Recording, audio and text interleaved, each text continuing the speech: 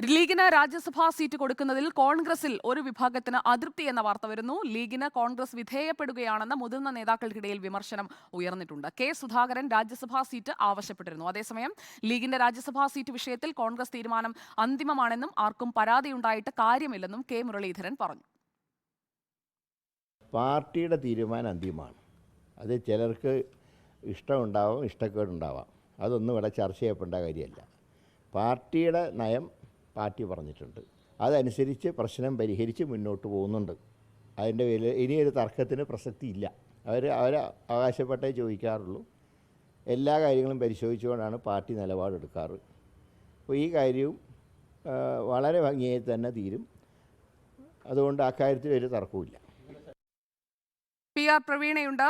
പ്രവീണ, ഏതൊക്കെ നേതാക്കളാണ് പ്രധാനമായും ഈ അതൃപ്തി പ്രകടിപ്പിക്കുന്നത്? ഗ്രൂപ്പ് അടിസ്ഥാനത്തിലാണോ അതൃപ്തി? കെ മുരളീധരൻ വടകര കൂടി മനസ്സിൽ കണ്ടുകൊണ്ട് ആദ്യം തന്നെ ലീഗിന് കൂടുതൽ സീറ്റ് കൊടുക്കണമെന്ന് അഭിപ്രായപ്പെട്ട നേതാവാണ്. ഏതൊക്കെ നേതാക്കളാണ് ഇപ്പോൾ ഒളിഞ്ഞും തെളിഞ്ഞും അതൃപ്തി പരസ്യമാക്കുന്നത്? രണ്ട് കാര്യങ്ങളാണ്. ഒന്ന്, വടകര അടക്കം മലബാർ മേഖലയിലെ സീറ്റുകളിൽ വലിയ തിരിച്ചടി.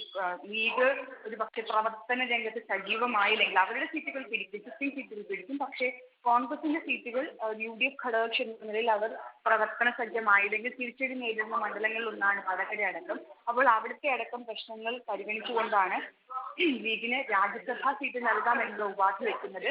ആ ഉപാധി വയ്ക്കുമ്പോഴും 2026 ഒഴിവ് വരുന്ന ഓപ്ഷൻ വച്ചിരുന്നു. പക്ഷെ അതിനോട് ലീഗ് പോസിറ്റീവായല്ല പെരുമാറിയത്. മാത്രമല്ല, ജൂലൈയിൽ തന്നെ ഒഴിവ് വരുന്ന സീറ്റ് വേണമെന്നുള്ളതായിരുന്നു ആവശ്യം. അതുപോലും റൊട്ടേഷൻ വ്യവസ്ഥയിൽ, അതായത് ഇത്തവണ ഒഴിവ് വരുമ്പോൾ അത് ലീഗിന് കൊടുത്താൽ അടുത്ത തവണ ഒഴിവ് വരുമ്പോൾ അത് കോൺഗ്രസിന് എടുക്കാമെന്നത് വെച്ചായിരുന്നു. ഇതിനിടയിലാണ് മുതിർന്ന കോൺഗ്രസ് നേതാവും KPCC അധ്യക്ഷനുമായ കെ സുധാകരൻ താൻ കണ്ണൂരിൽ മത്സരിക്കാനില്ലെന്നും പകരം രാജ്യസഭാ സീറ്റ് മതിയെന്നുമുള്ള ആവശ്യം മുന്നോട്ട് വച്ചത്. എന്നാൽ ഇതിനെ VD സതീശൻ അടക്കമുള്ളവർ എതിർക്കുകയായിരുന്നു. കെ സുധാകര പക്ഷത്തെ നേതാക്കൾക്കടക്കം ലീഗിന് രാജ്യസഭാ സീറ്റ് കൊടുക്കാനുണ്ടായ തീരുമാനത്തിൽ അതൃപ്തിയുണ്ട്. ആ അതൃപ്തി അദ്ദേഹം ഒളിഞ്ഞും തെളിഞ്ഞത് പരസ്യമാക്കുകയൊക്കെ ചെയ്തിരുന്നു. നിലവിലെ അവസ്ഥയിൽ ലീഗിന് രാജ്യസഭാ സീറ്റ് കൊടുക്കുന്നത് ലീഗിന് വിധേയപ്പെടുന്നുണ്ട് എന്നുള്ളതിന്റെ തെളിവാണെന്നാണ് അവരുടെ വിമർശനം.